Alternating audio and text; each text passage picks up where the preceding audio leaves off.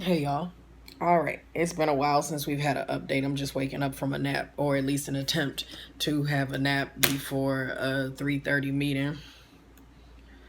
I don't sleep well when I know I have things to do. So, here's the update.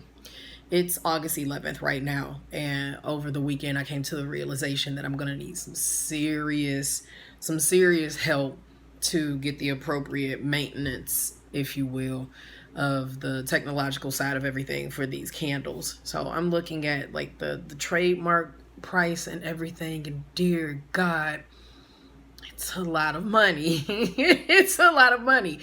I'm also in the middle of Podfest Global Summit. It's a week long podfesting convention. It's online this year because obviously we can't meet in person. So I'm learning things there while I'm learning things about this and getting email correspondence from Petra letting me know that they're ready to move forward with opening my shop. And I'm like, yeah, I'm ready too. However, I still don't have my reed diffuser. I passed along the information to them about what I was interested in doing with a reed diffuser. And they're like, oh, that's a nice idea. Let's see if we can reach out to them and see if they would like to create a deal with us. That way we can, you know, help you with the overhead cost. I've gotten no updates on that. So I'm assuming that they've gotten no response for that at this time. So that means I'm going to have to put the money down on my own to be able to get that. I know that crowdfunding is going to be necessary. I would rather have all of the candles sold out in advance, along with the amount of what it'll take to maintain the online shop for it for 3 months. That way I can release this in October, have the inventory already sold for the first batch of people, have the reviews and whatnot, have the media kit available for those who might want to do a review of the candle and the experience that they have with it. There's still another auxiliary experience involved where something I wanted on the packaging cannot be done. So now I've found another way around it, and I'm looking at it. That's why I keep looking off to the side. I've found another way around it, and that's gonna cost money too. So there's a lot. I have a former coworker who is now running a business of her own, so I am trying to afford her time so that she can be my personal assistant and research. It's almost time. Research things for me in terms of trying to find the best person to manage aspects of the crowdfunding. I don't have a successful track rate. I've already referenced that before. However, I've been a crowdfunding backer, a high backer in some instances. I've backed a film, I've backed a little piece of technology, and most recently, the Podfest that I'm participating in, I was a small, low tier, like $35. Small, $35 ain't small to everybody, but for me, at this point in my life, thank God, $35 was small, so I could afford to do that. And in turn, I get to, experience the entire week of all of these amazing podcasts and just hearing all this dope information that's going to help make an album a day a greater commodity. So, it's August 11th. I'm hoping to start crowdfunding. Oh my God, 1, 2, 3, 4. I'm hoping to start crowdfunding in a little over a month.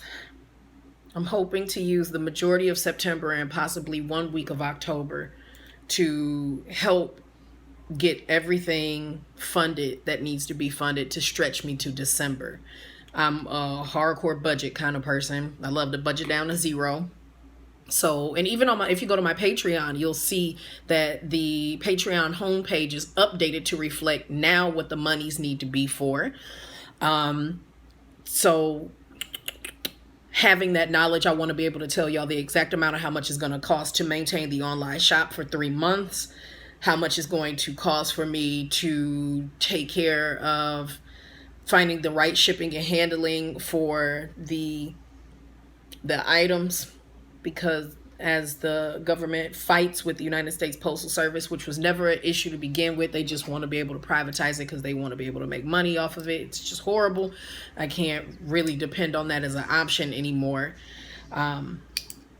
Gaining this expensive trademark, Lord, like just trademarks start at $275 plus governmental and state fees and whatnot. I could very well be looking at a little over $1,000 just to protect something that might be halfway desirable. There might only be 75 people in North America who want these doggone candles and the other thing, looks over, that I'm trying to make for you all, and the reed diffusers. But I have to protect it because in the event people do want it and they really like it and more people want it, I don't want somebody swooping in talking about, oh, let me just go ahead and mimic this. I don't want a Forever 21 or a Zara's experience of my items where they are produced and manufactured and then they have the funds, the dollars, whoever this they may be, they have the money to go emulate what I'm doing and then they sell better than I do and I'm out of business. It's not the goal. So that's the update for this point. I know I said and so a lot. I'm working on those little space fillers, excuse me, especially in advance of coming back for the podcast in a couple of weeks, trying to make things clearer, more concise as I speak. But that's what I wanted y'all to know. Oh yeah, some of y'all heard in the heard in the video that I recently made that my hair was pink and whatnot. Well, there you have it. It's pink and it's already fraying. So it's ombre, black at the top, pink at the bottom. There, you got it. You got everything. I'm coming my hair back up. Get ready for this 3:30. And we'll keep going from there. I was hoping I would have had the box to show you all today, but I don't. And that's okay. Can't always be perfect. It's part of the process. Bye, y'all.